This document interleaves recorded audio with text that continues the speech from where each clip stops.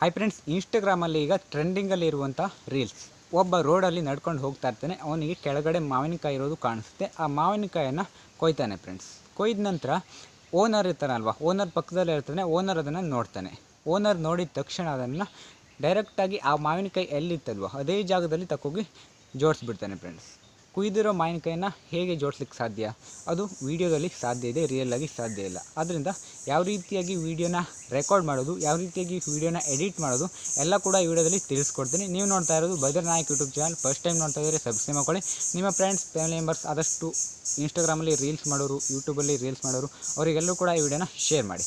Friends, ಈಗ ನೀವು ಮಾವಿನಕಾಯನ್ನು ಒಂದು ಸಲ ಕೊಯ್ದ ಮೇಲೆ ಅದನ್ನು ಮತ್ತೆ ಅದೇ ಪ್ಲೇಸಿಗೆ ಜೋಡ್ಸೋಕ್ಕಾಗಲ್ಲ. ಆದ್ದರಿಂದ ನೀವು ಮೊದಲು ಯಾವ ವೀಡಿಯೋನ ರೆಕಾರ್ಡ್ ಮಾಡಬೇಕು ಅಂತಂದರೆ ಫ್ರೆಂಡ್ಸ್, ನೀವು ಮಾವಿನಕಾಯಿ ಕಟ್ ಮಾಡೋ ವೀಡಿಯೋನ ಮಾಡೋಕ್ಕಿಂತ ಮೊದಲು ಅದೇ ಮಾವಿನಕಾಯಿಗೆ ಈ ರೀತಿ ವೀಡಿಯೋನ ಮಾಡ್ಕೊಳ್ಬೇಕು. ಇದು ಏನು ಅಂತಂದರೆ, ಮೊದಲು ನೀವು ಯಾವ ಮಾವಿನಕಾಯಿ ವೀಡಿಯೋ ಮಾಡ್ತಿದ್ರಲ್ಲ ಆ ಮಾವಿನಕಾಯಿನ ಈ ರೀತಿ ಹಿಡ್ಕೊಂಡು ನಂತರ ಈ ರೀತಿ ಬಿಟ್ಟು ನಂತರ ಓಡೋಗ್ಬಿಡ್ಬೇಕು ಫ್ರೆಂಡ್ಸ್. ಇದು ಮೊದಲನೇ ವೀಡಿಯೋ. ನಾನು ನಿಮಗೆ ಈಗ ಸ್ಕ್ರೀನ್ ಮೇಲೆ ಹಾಕ್ತೀನಿ ನೋಡಿ. ನಾನು ಕೂಡ ಒಂದು ವೀಡಿಯೋನ ಮಾಡಿದ್ದೀನಿ, ಹಲಸಿನಕಾಯಿಯನ್ನು ಮಾಡಿದ್ದೀನಿ.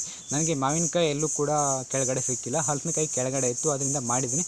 ಈಗ ನಿಮಗೆ ಬರುತ್ತೆ ನೋಡಿ ಹಲಸಿನಕಾಯಿ ವೀಡಿಯೋ. ಈ ವಿಡಿಯೋನ ನೀವು ಮೊದಲು ರೆಕಾರ್ಡನ್ನು ಮಾಡ್ಕೊಳ್ಳಿ.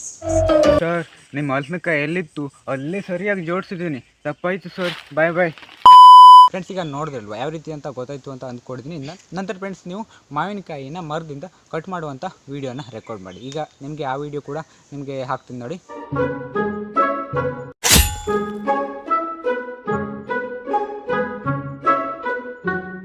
ಫ್ರೆಂಡ್ಸ್, ಈಗ ನೋಡಿದ್ರಲ್ವ ನಾನು ಹಲಸಿನಕಾಯಿನ ಕಟ್ ಮಾಡಿದ್ದೇನೆ, ಆಯಿತಾ. ಈಗ ಕೊಯ್ದಾಗಿದೆ. ನಂತರ ಏನು ಮಾಡಬೇಕು ಅಂತಂದರೆ, ಕೊಯ್ದಿರುವಂಥ ಮಾವಿನಕಾಯಿಯನ್ನು ಜೋಡಿಸ್ತಾ ಇರುವಂಥ ವೀಡಿಯೋಸನ್ನು ಮಾಡಬೇಕು. ನಾನು ಈಗ ಹಲಸಿನಕಾಯಿಯನ್ನು ಜೋಡಿಸ್ತಾ ಇರುವಂಥ ವೀಡಿಯೋಸನ್ನು ಮಾಡ್ತೀನಿ ನೋಡಿ. ಈಗ ನಿಮಗೆ ಸ್ಕ್ರೀನ್ ಒಳಗಡೆ ಬರುತ್ತೆ.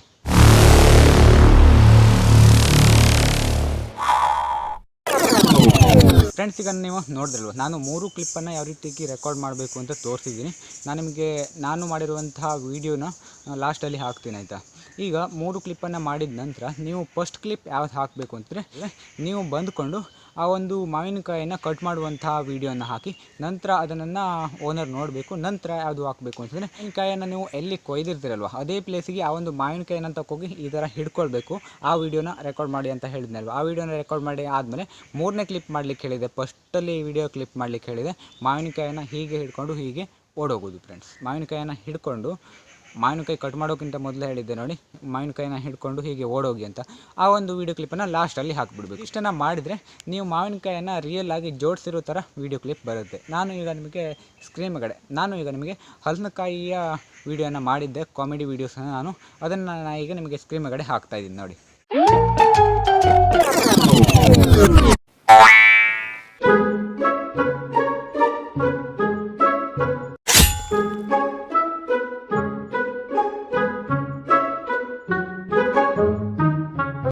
ನಮ್ಮನೆ ಹಲಸಿನಕಾಯಿ ಅಂತ ಕಳ್ತೇವಿಯಾ? ಬಂದೆ ತಡಿ, ನಿಂಗೆ ದೊಣ್ಣೆನೇ ತಗೋಬತ್ತಿ.